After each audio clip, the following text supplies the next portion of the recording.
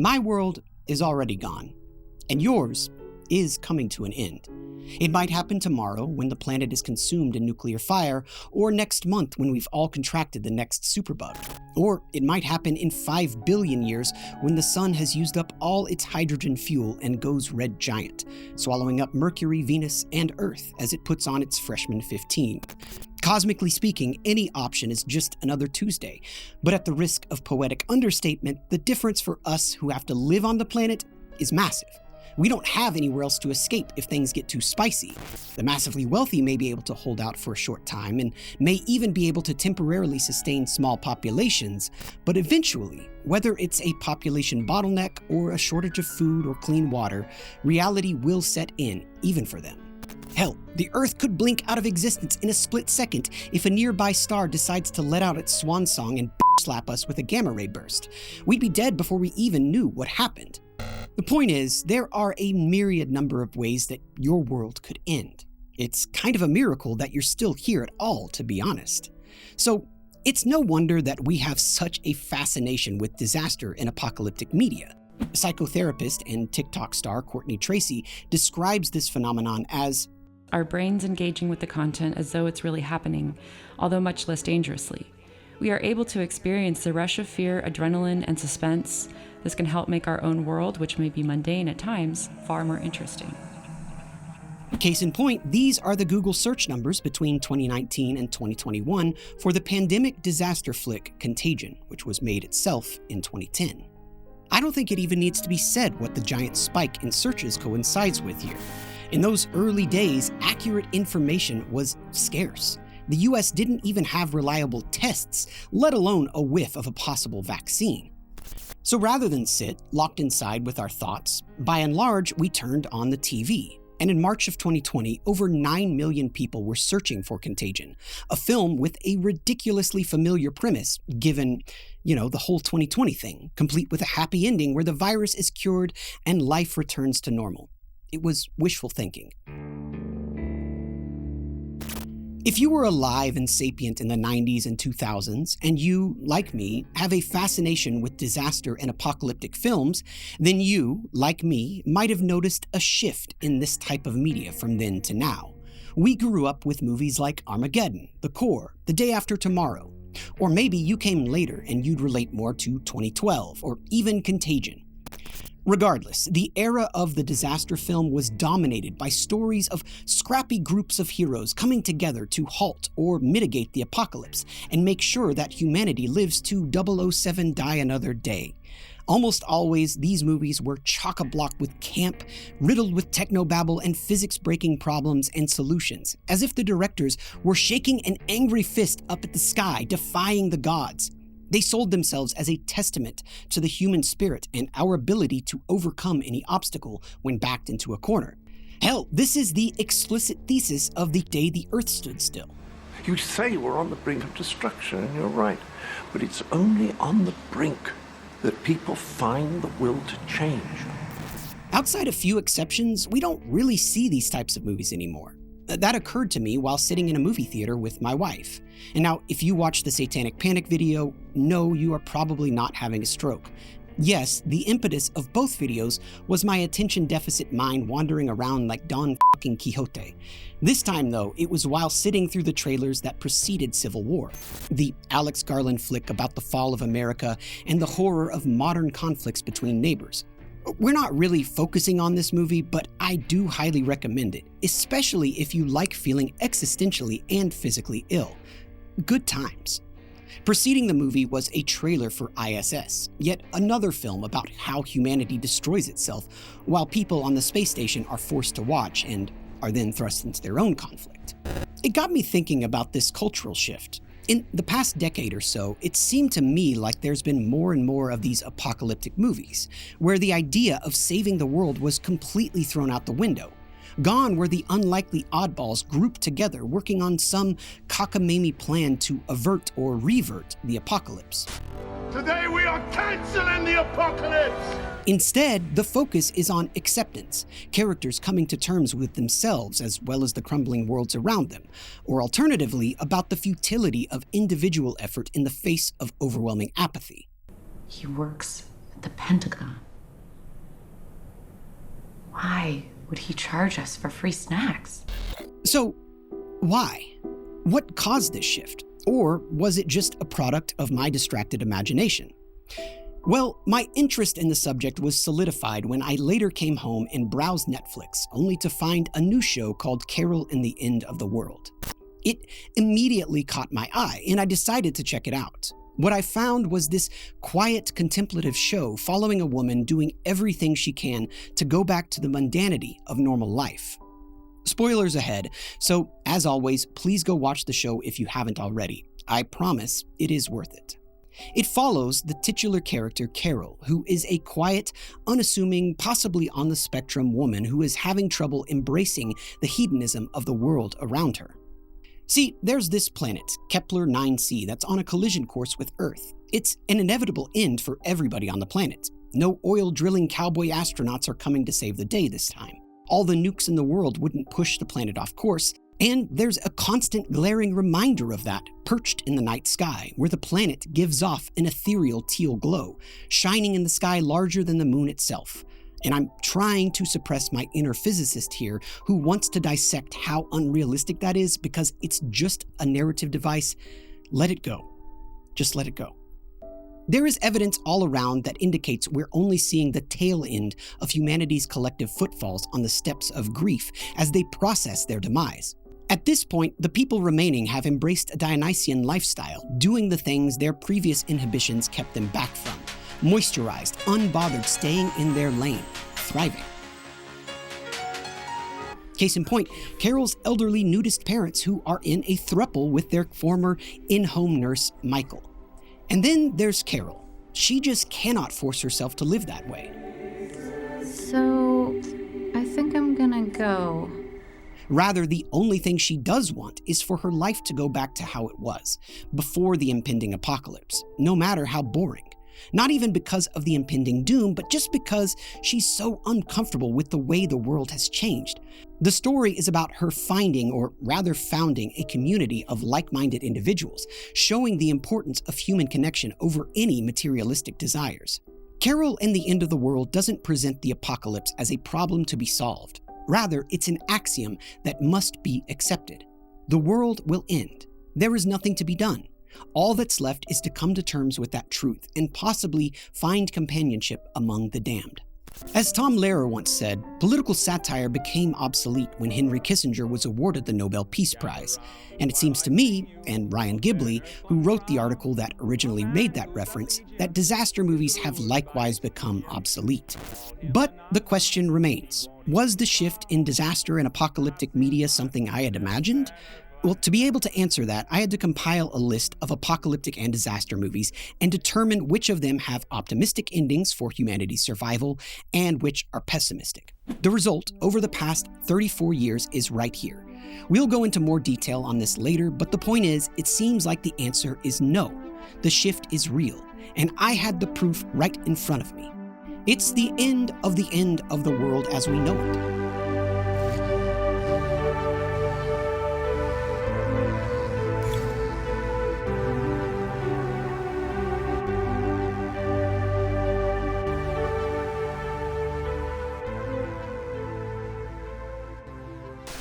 The 90s were not the start of the disaster film genre, not by a long shot.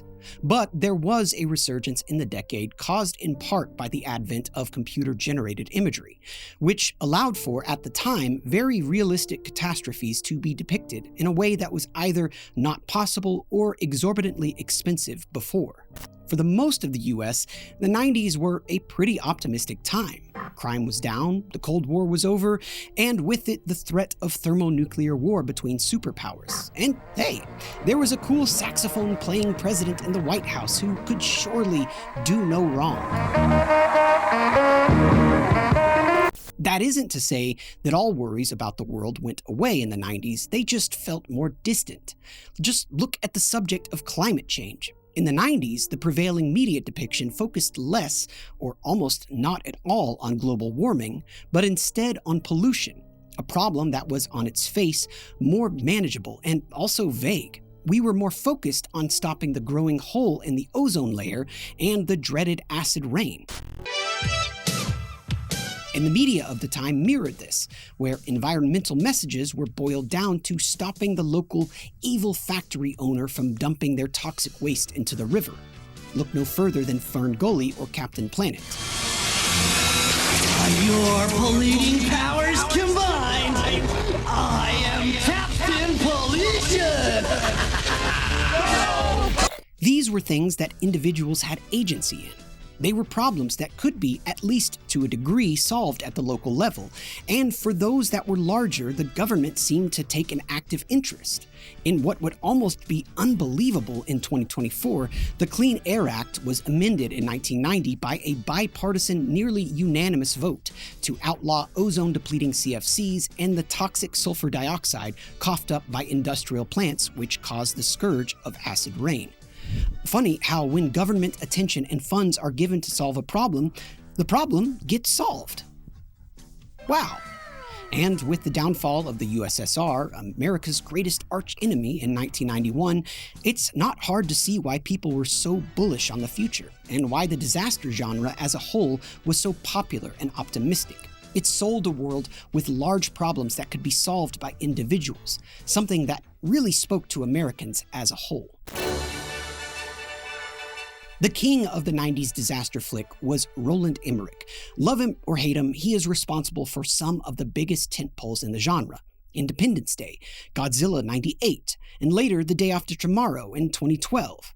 When you think of the genre, you probably gravitate towards one of those films. Independence Day especially epitomizes the feeling of the decade. High stakes, ensemble casts, and a blend of personal and global crises. More than any disaster film that came before, it took advantage of the advancements in computer technology and special effects in general. Specifically, the destruction of the White House is one of the most iconic, recognizable movie scenes for anyone who grew up in that decade. Unlike the disaster movies of the 70s, which were largely more localized, Independence Day was a global catastrophe, which allowed it to really lean into the optimism following the Cold War about global unity, but with America leading the charge, of course. Importantly, though the Earth was devastated by the alien attacks, the day was saved by two guys, Air Force Captain Stephen Hiller, played by Will Smith, and engineer tech guru David Levinson, played by Jeff Goldblum. Both exemplary in their respective fields, but at the same time relatable, down-to-earth everymen, despite the contradiction therein. They are handsome, charming, intelligent, and strong. They have, as the kids say, riz. Look at us. Take a look at the Earthling. Goodbye. I'll take care, all right? None but love for you. None but love. And every bit of their characters is the exact polar opposite of Carol. Unlike the protagonists of 90s disaster movies, Carol is exactly the last person you'd think to follow as the world comes to an end, and not in an unlikely hero situation where she suddenly discovers a deus ex machina talent that winds up saving the day. No, the show is too grounded for that. Carol is the type of woman that agonizes over changing her beige rug to something more bold, like dark beige. She is terminally awkward in an endearing way because it comes from a genuine place. Above all, she is consistent to a fault, evidenced by her inability to give up her old world. This is why the show serves as the perfect foil to those films. It's not about the last-minute desperate heroics, it's about facing the inevitable, looking inward, coming to terms with who we are, and hopefully finding community so our end isn't quite so lonely. We meet Carol lost and adrift in a world that is completely changed around her. Sort of in media res for the story of the apocalypse, weeks after the initial wave of panic, looting, and violence has taken place. The evidence is all around, from the military running the grocery stores, buildings with collapsed and exploded walls, and just the general emptiness in the city she lives in. Both we and Carol are left in the aftermath of all that, in this Bachian utopia. Think The Purge, except everyone isn't a murderous asshole. Or maybe the purgers just took care of themselves early on, and we're seeing the aftermath, when everybody just wants to bare their assholes, start up ethically questionable thruples, and read the color purple. You know, normal retirement behavior. Well, everyone except for Carol. She just wants the world to go back the way it was, when things were simple, when she didn't really have to think, when she could just keep her head down and go about her daily routine. She's so desperate for that comfort that she frequents the local Applebee's just to sniff the ketchup and remind herself of when things were normal. Even her own bank writes her a letter to say, "Stop sending checks regarding your expired credit card statement."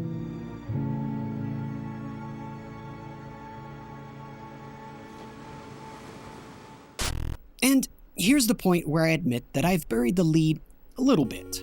See, when I was making my last video on the Satanic Panic, I wanted to get my cousins to pitch in their voices, for no other reason than that they are cool people who do cool things. In doing so, I contacted my cousin Ellie, who has worked for some pretty big names in animation, and is a big name in her own right, having done artwork for such shows as Gravity Falls and Midnight Gospel, as well as stepping into the role of art director for season 1 of Steven Universe and her upcoming Netflix show Gentry Chow vs. the Underworld, and coincidentally, Carol and the End of the World. I honestly had no idea about the last one until later, but once I found out, the concept was sealed. Anyways, I interviewed her for this video to get some of her thoughts on the show and apocalyptic media in general. And more importantly, why Applebee's specifically? It's like a very vanilla restaurant. It's not even a Cheddar's. Is it like a Chili's? It's nothing like a Chili's. It's different. It sounds really cozy too. Like not vanilla as in bad, but safe and comforting and homey. And in the same way that I think a lot of people find cringy or they laugh at those things. And I think that's the interesting part in an apocalyptic setting, because those are the things that go missing that you're like, wow, I wish I was grateful for that when I had it. Applebee's is simply comfortable to Carol. Maybe not a genre of comfort you or I would gravitate towards, but it is for her. She's seeking the same thing as everyone else in the world, but in her own way and on her own terms. The ultimate answer for everything in the show is comfort. Not salvation, not rescue or escape. It never even occurs to Carol or anyone else we see to try to save the world. Perhaps that was one of the ideas filtered out through the chaos of the first few weeks. There is no stopping Kepler 9c. All they can do is face it, or not. Come together, or not.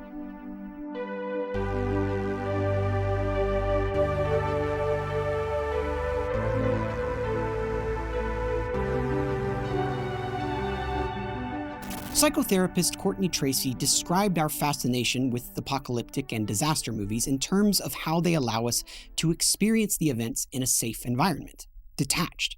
It's very similar to the reason we like horror movies, and more broadly, any kind of fiction, really.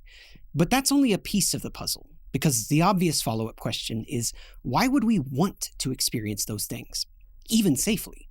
Much ink has been spilled trying to answer this last question, and the conclusions, of course, aren't completely universal.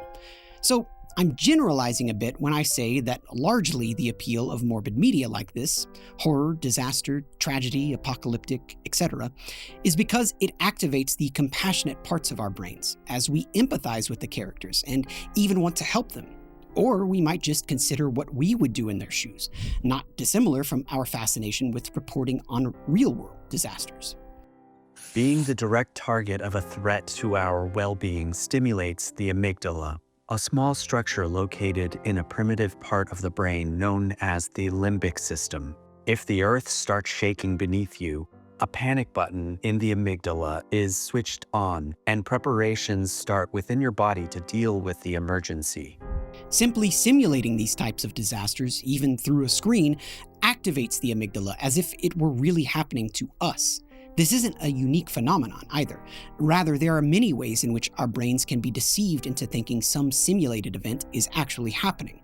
For an example from my personal life, look no further than active shooter training for teachers, which can activate the same reactions as if the event were really happening, incidentally resulting in the training officers occasionally getting punched by an overly enthusiastic teacher.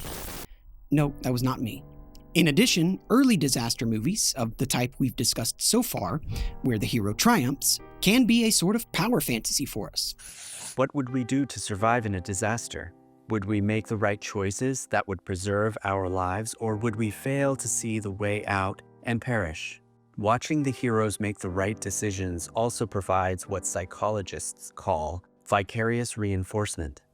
When you see another person succeed at a nearly impossible task, you feel more self-confident about your own ability to succeed if you were in that situation. But it's not just empowerment or empathy with fictional characters that drives us to keep coming back for more computer-generated destruction. This question of why people keep watching disaster movies was asked by a group of researchers from Italy at the height of the pandemic, when people were stuck inside and searching for contagion 9 million times. And the most ubiquitous answer, when boiled down, was simple: catharsis. The possibility to detach from real-life problems by seeing the situation in a different light, together with the identification with the protagonist, help to distance fear and anxiety, reaching a more peaceful psychological state. An unsettling reality becomes this way somehow easier to accept, thanks to this peculiar filter which cinema can put between spectators and their life, giving shape to those inner processes of thought. Beyond all of these reasons, apocalyptic media can be engaging to us because of our friend, defamiliarization. The concept refers to how fiction uses strange or exaggerated circumstances to heighten the drama around normally mundane human experiences. For example, the literal end of the world can be a stand-in, a defamiliarized story of a character experiencing an existential crisis, feeling their world is crashing down and forcing a change. While highlighting those experiences in a more grounded way is generally relatable to our everyday experiences, the heightened version can be more engaging for audiences. It's the hook that gets the audience invested in the more personal story, just like how Longlegs used the satanic serial killer to defamiliarize a story of a parent keeping secrets from their child. Carol's story has been defamiliarized, but she luckily doesn't have to deal with any dolls from spooky rocker Nicolas Cage. Instead, she's being prodded by the crumbling world around her to just let go. Carpe diem. Woo! Get it, girl? Get it! Indeed, one of the tensions from the show is that we, the audience, also want to see her finally let go, to embrace the end and live out her desires. But it's something she never does, at least not in the way everyone expects. Strip naked, drop Molly, and run through the city shouting the lyrics to Billy Joel's Only the Good Die Young. The reason is, those carnal indulgences, the ones that everyone assumes she has a white-knuckle grip on, keeping prisoner within, is they simply don't belong to her. They are projections. That's just not who Carol is, and it isn't who she wants to be. At the start of the show, not even Carol knows who Carol is. I think even she is a bit mystified by the calming effect that the Applebee's has on her. She's definitely ashamed of it, though. They saw you outside an Applebee's. Oh. The abandoned one on Junction, near the mall. In the beginning, Carol tries to live free like everyone else, even attending a rave, but it doesn't have the same effect on her as it does the other ravers. She stands out of the crowd like a sore thumb, clear to everyone that she doesn't belong there, not because she isn't wanted, it's just not who she is. In fact, everyone's disappointed that she isn't giving in to these new norms. Funny how the world is ending and everything is chaos, and yet her parents still have the time to grill her over not living up to their expectations, for not fitting the mold that society expects. In contrast, Carol's sister, Elena, was perfectly suited for the apocalypse. The very first time we see her, she's jumping out of a plane and speaking French as she films a video diary for her family. Elena is everything that Carol isn't: outgoing, adventurous, impulsive. It's the nightmare for anyone who has worked in the non-traditional field and has to face the same questions at every family gathering. How are you going to make money? Do companies even look for degrees like that? Why can't you just be more like your sister? Carol has all of these people in her life that love her, but they really aren't her people. While she clearly loves and cares for them, they don't understand her or accept her for who she is. Not really. And so, though the show is about the apocalypse in a literal sense, it really is a metaphor for the ending of Carol's inner world. But with all endings, there are new beginnings. Well, at least until Kepler hits anyway.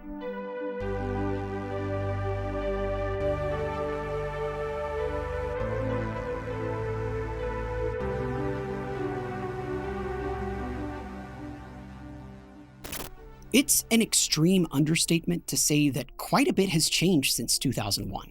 Administrations have come and gone, creating giant upheavals in the political landscape of the world. The internet went from living rooms to pockets and then literally everywhere else. social media has had both incredible success in spreading progressive movements, while also spreading hate and misinformation at an even higher tick, and on and on. But people, we didn't change. Not really. Sure, we might hold different views and ideologies from our past selves, but by and large, people still want the same things they always have: freedom, safety, comfort, and community. But disaster and apocalyptic movies have changed, as all media does. Fictional media holds a mirror up to the world, so of course these things would have changed too.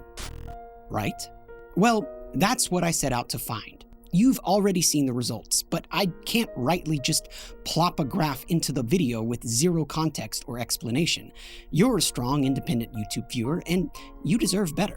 So, again, the question was whether or not apocalyptic media, movies specifically, have become more pessimistic over the last couple of decades. Of course, you already know my hypothesis going in, but as soon as I started to dig into finding an answer to this, the problems began to crop up almost immediately. So let's get into everybody's favorite topic: research methodology. Cue the Ocean's 11 style heist rundown music. Firstly, where am I going to find these movies? This one was mostly easy. I found a huge list of apocalyptic films on Wikipedia, which, yes, I double-checked its veracity before proceeding. I also filled it out further by using consistent searches in Google, like apocalyptic films year, and including those films as well, again after checking them.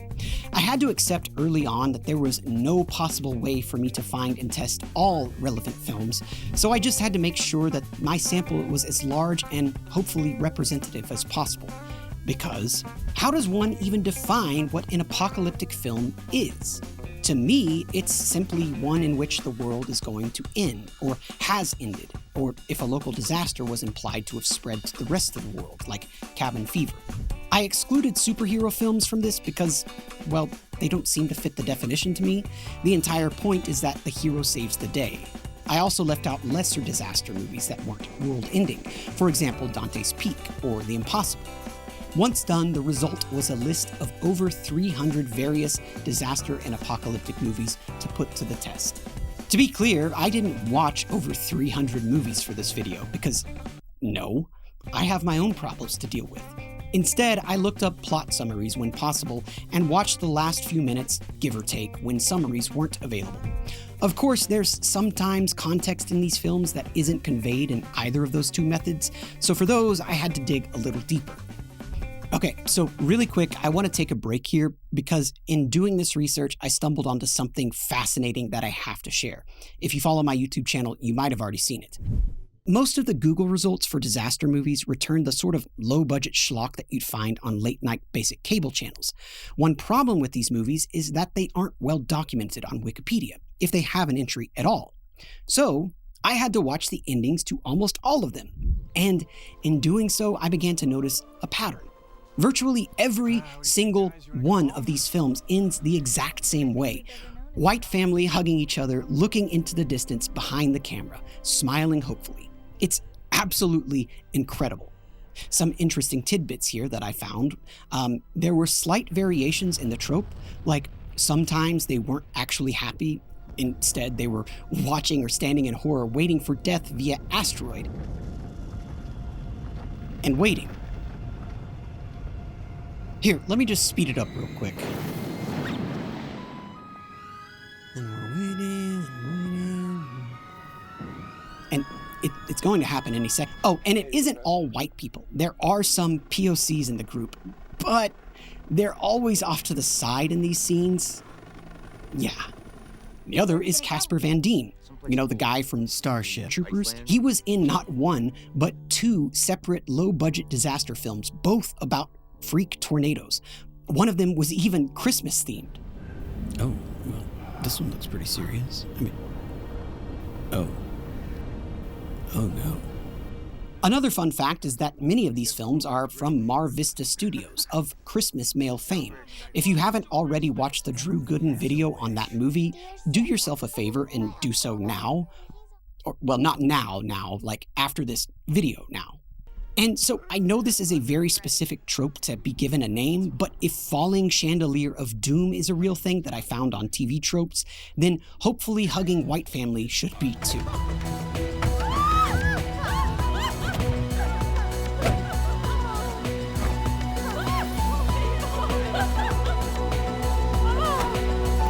Another problem I ran into was, how does one define pessimism and optimism in apocalyptic movies? Well, for the purposes of this little test, an optimistic film is one that either directly states or implies that humanity can survive. Importantly, that doesn't include films with just a few survivors, for practical reasons, like needing a larger breeding population to prevent genetic bottlenecks. Finally, the last and most important problem is the fact that we are looking at art. Maybe not high art in all cases. Nonetheless, it means that there is a level of subjectivity here that doesn't appreciate being measured so absolutely. The most obvious of the issues this raises is in ambiguous endings. How can we quantify that? Well, to be honest, I just ignored the ambiguity and treated each film very literally for this project.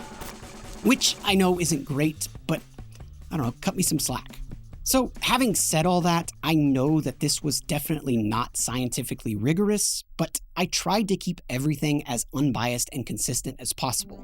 With that little grain of salt in mind, the results are interesting and do suggest a trend. It's pretty clear from the first plot that pessimistic apocalyptic movies have become more prevalent over the years, but then so have the more optimistic ones, so it's a little unclear if pessimism is winning out overall. But if we look at the percentage of pessimistic films out of the genre as a whole, then the trend shows itself. It seems to ramp up following 2001 in particular, which would make sense since it was its own transitional period for the genre.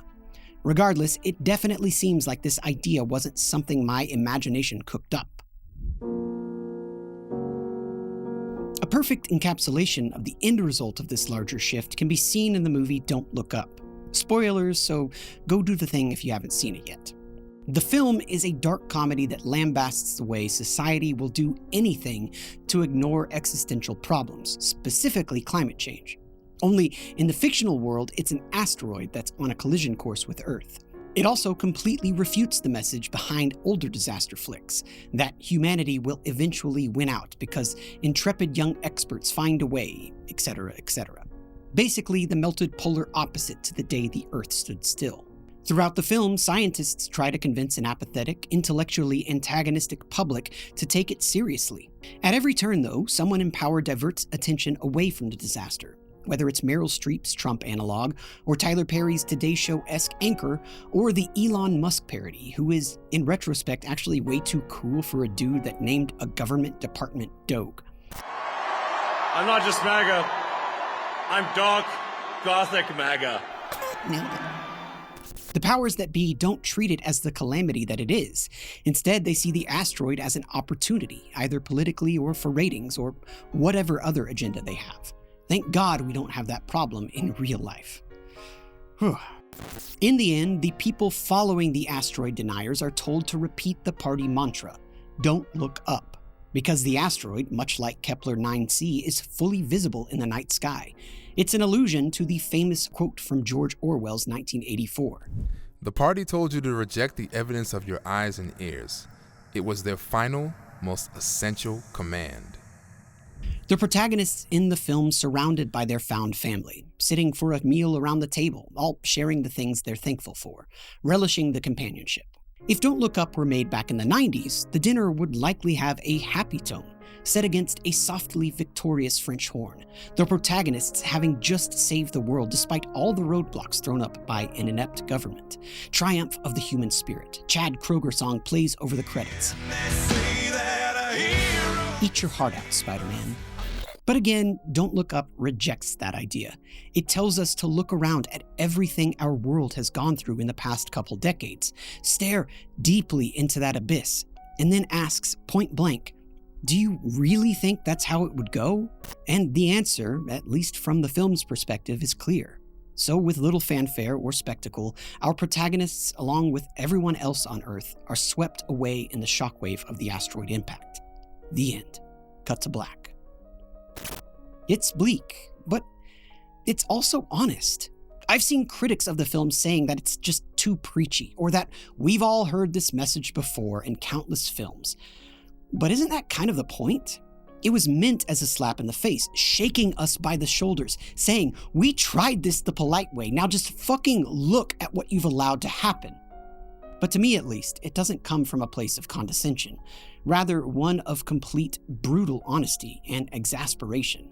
Clearly though, the film didn't have the effect we might have hoped for. It's largely been forgotten already, in fact, but you can't fault Adam McKay for trying. In a world, in a world where there is no hope for the future, where the kitchen timer has been set and everyone is just waiting for the ding, what else is left except to die or give in to the 7 deadly sins?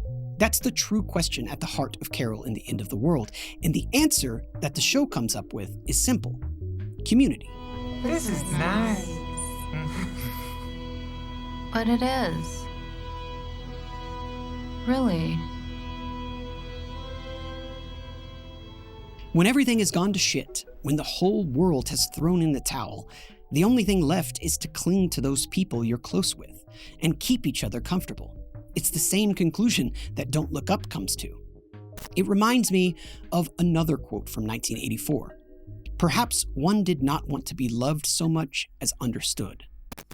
At first, Carol finds solace and purpose in her work at the Distraction, just like everyone else in the office. But soon she comes to realize that it's just not quite enough. Except no, that's not quite right either.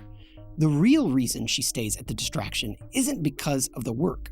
It's because she felt a kinship with her coworkers. They all share this quality that had become taboo at the End of the World, valuing normalcy. Carol has finally found her tribe, and slowly, over the course of the series, she helps everyone around her realize it too. Carol isn't the type to drop E and rave all night, but she is the type to do something even more transgressive: bake banana bread for the office. As a dark mirror of real-world corporations, the Distraction doesn't like, distractions. There is no higher purpose in the eyes of the twin managers than the accounting firm running at peak efficiency. Any disruption, no matter how slight, is frowned upon.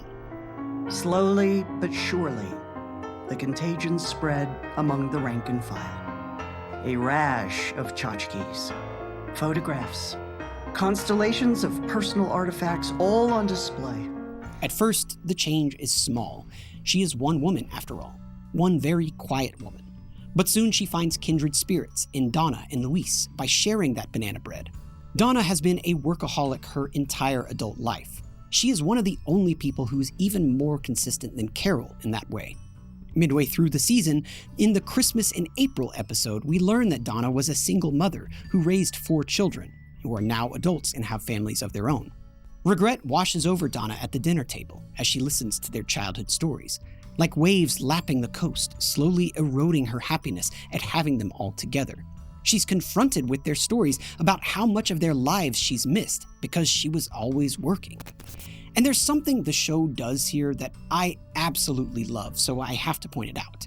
In any other piece of media, this would be the point where resentment boils up from the children over their mother never being there for them.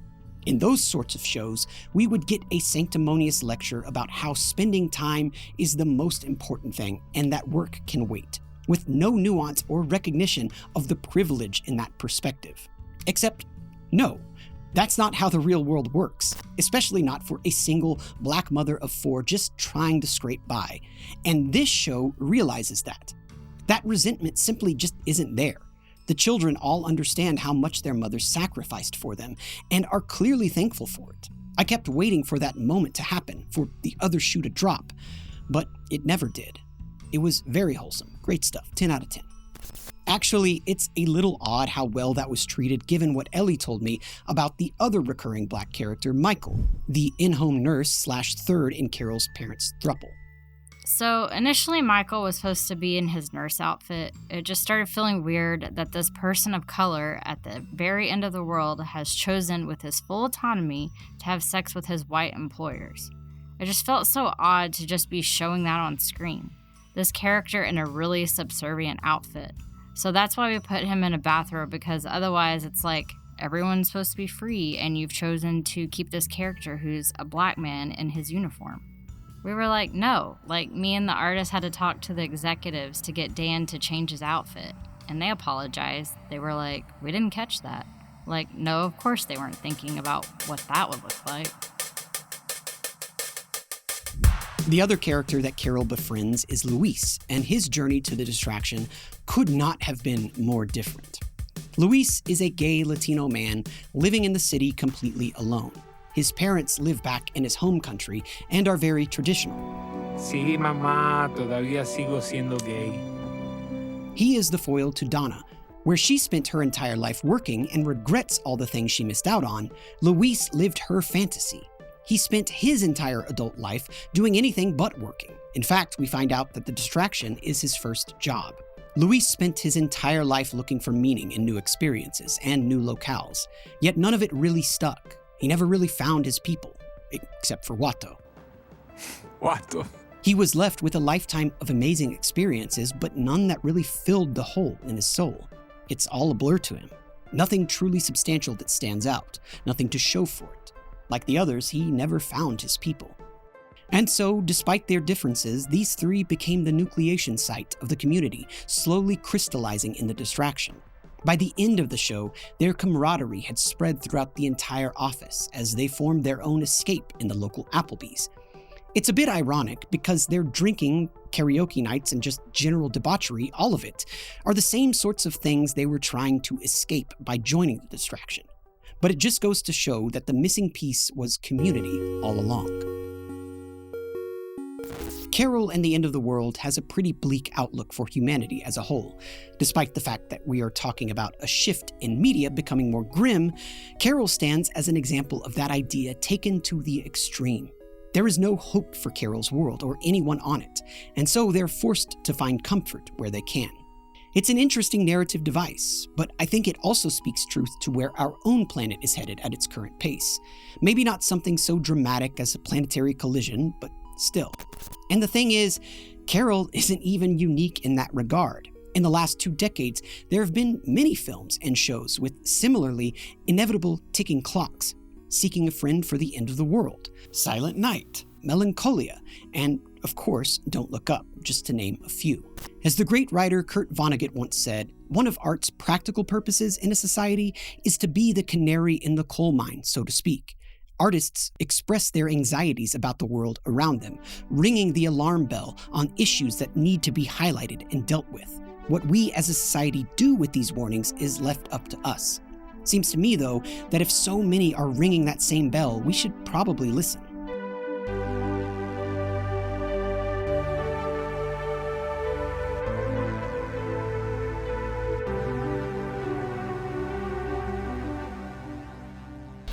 At this point, the video has come full circle. Disaster films of the 90s and aughts captured audiences and scratched that same psychological itch that superhero movies did in the 2010s. There was almost certainly a shift beginning after 2001, moving the genre towards more pessimistic outcomes, and the current state of the genre reflects that evolution, leading to deeply introspective, if grim, explorations of the apocalypse. But again, we come to the question of why. Why did this shift happen in the first place? I wasn't able to find any actual studies on the phenomenon, but to me at least, the answer, well, it's pretty clear. We don't believe in optimism anymore. We have been living through a slow, grinding apocalypse for decades now and have seen things get progressively worse. Public awareness of climate change, as it is currently understood, gained mainstream concern in the early 2000s. In 2017, Gallup did an extensive survey of Americans' perceptions of climate change. Specifically, they asked if respondents believed global warming would affect them in their lifetimes. And we can see that the concern rose, and that's partially due to awareness campaigns throughout the decade, like Al Gore's controversial documentary, An Inconvenient Truth. But just as importantly, awareness was going up in the US because Americans were feeling it. Record heat waves have become a staple in the last decade, as have more and more massive storms feeding off warmer seawater. But of course, I'm not saying anything you don't already know, and that's sort of the point. At best, Americans have seen a sluggish government response to the crisis and have been gaslit by oil companies, lobbyists, and the politicians in their pockets that this is the best we can do. But you can do your part by reducing your carbon footprint. You do want to help, don't you? At worst, we've gone 1 step forward, 2 steps back, like when we left the Paris Climate Accords under the first Trump administration. Yet despite all the talk of personal responsibility and doing your part directed at individuals, over 80% of carbon emissions worldwide between 2016 and 2022 alone were generated by just 57 companies, according to the 2024 Carbon Majors report. Just 57 companies. That's not even all of heavy industry or all of energy production. The actual amount contributed by the general population in their personal lives is a much, much smaller piece of the pie. Reducing our personal footprints is kind of like that scene in the 1998 Godzilla movie where the camera pans up from Matthew Broderick and he realizes what he's standing in. I don't see it. And that lack of agency has put many of us into a low-grade existential panic, coined eco-anxiety or climate grief by environmental philosopher Glenn Albrecht. Better YouTuber and person Abigail Thorne from PhilosophyTube has a great video on the topic that I highly recommend. Definitely not as fun as the Drew Gooden video, but given the topic, well. Anyways, we took this circuitous hike on climate change so that I could make this point. Americans don't believe in the 90s disaster movie ideal anymore because, well, here we are, in the middle of a global disaster. We look around and guess what? There are no heroes to be seen. Well, now that's not totally fair. There are plenty of scientists and activists pushing every single day in every available form to halt greenhouse gas emissions, move to renewable energies, etc. Yet despite their valiant efforts, things are only getting worse. It seems like every year since COVID, the world has crossed some point of no return or another. Even NASA has altered its language to "it may not be too late to avoid or limit some of the worst effects of climate change." May not be too late for the worst effects. Forget preventing global warming entirely or avoiding any of the repercussions. And that language just doesn't inspire hope given everything we just stated. Plus, that's just one issue among the many we are facing as a global community. But some of the other greatest hits include the rise in right-wing extremism worldwide, income disparity, fresh water shortage, wars, not to mention the growing divide on who actually believes these are all issues.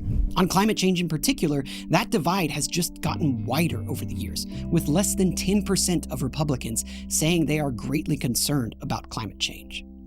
So rather than trying to sell this idealized version of the apocalypse that we saw throughout the 90s and early aughts, it feels like creators, who harbor the same anxieties as the rest of us, seem to have decided it's better to focus on acceptance, building community, finding oneself, as in Carol and the End of the World. These are all things on which an individual can affect at least some change.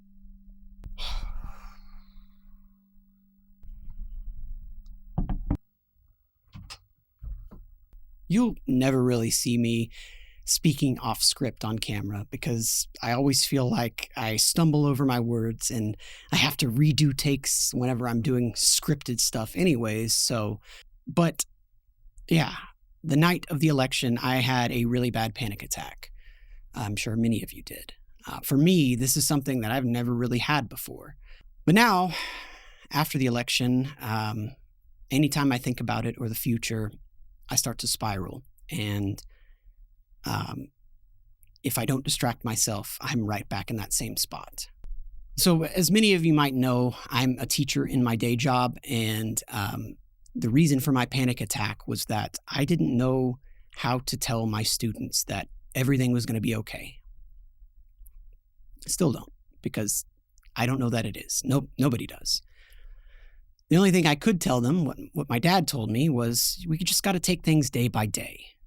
But especially coming from me, a white dude who is probably not going to feel most of the effects of this election personally, at least not initially, that sounds like a bullshit platitude to tell my students.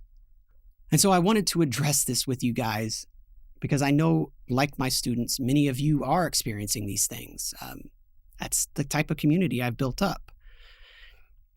And I think that right there, what Carol and the End of the World, their thesis, has to be the way we get through this.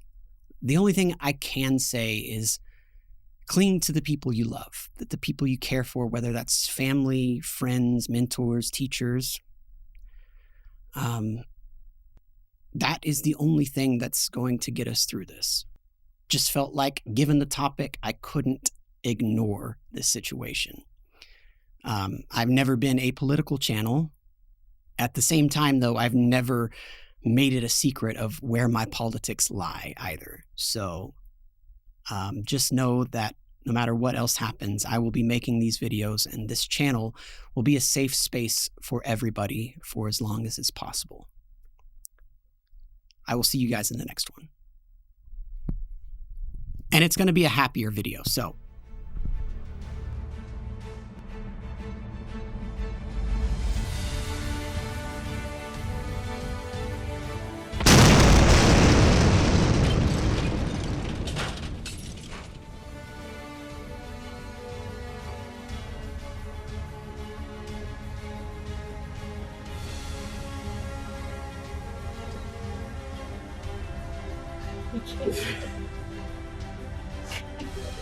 Okay, that's fine, that's fine. I was like, in my head, I was like, don't blink, but you gotta blink.